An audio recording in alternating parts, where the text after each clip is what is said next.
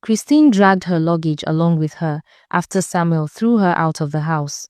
She went first to the friends she used to party with, the ones who cheered her on when she moved into Samuel's mansion and posted their glamorous lifestyle on social media.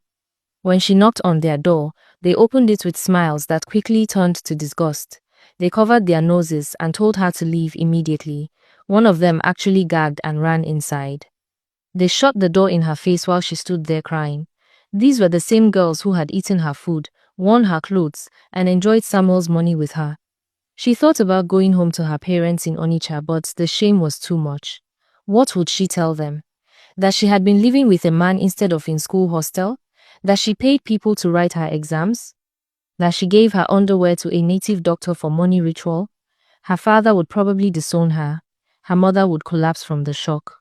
So she stayed away, sleeping in cheap hotels and spending the little money she had left until she had nowhere else to turn.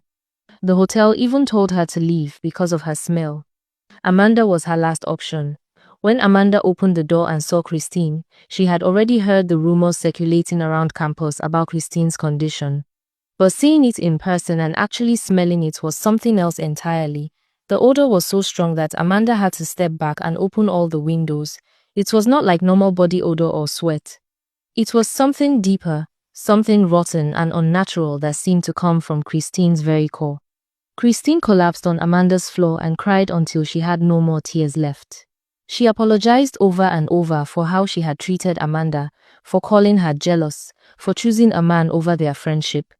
Amanda sat beside her, trying not to breathe too deeply, and waited for Christine to calm down enough to explain what had happened. When Christine finally told her everything about the native doctor and the ritual, Amanda was not even surprised. She had suspected something like this from the beginning. Amanda told Christine that no amount of soap or perfume would fix this problem because it was not physical, it was spiritual. The smell was a curse, a mark left behind by the ritual. Amanda said they needed to find help, but first, Christine had to go home and tell her parents everything, no matter how difficult it would be. Christine refused at first, crying that her parents would kill her, but Amanda insisted that she had no choice anymore. She could not fight this battle alone. Amanda offered to go with her to Onitsha, to help explain things to her parents, and to protect Christine if things got violent. The journey from Aoka to Onitsha was horrible. They took a bus and within minutes of sitting down, other passengers started complaining. Someone said there must be rotting fish in the boot of the vehicle. Others checked their shoes, thinking they had stepped in something. The driver even stopped twice to check if there was a dead animal stuck under the bus. Amanda tried her best to shield Christine, claiming she had brought some chemicals.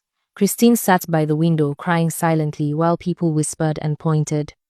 When they finally arrived at Christine's family house in Onitsha, her parents came out to welcome them, but immediately covered their noses in shock. Christine's mother actually staggered backward. Her father's face turned dark with anger. Christine fell on her knees right there in the compound and confessed everything through her tears. She told them about Samuel, about leaving the hostel, about the money ritual, about giving away her underwear. Her father's hand flew up to slap her, but Amanda quickly stepped between them, begging him to stop.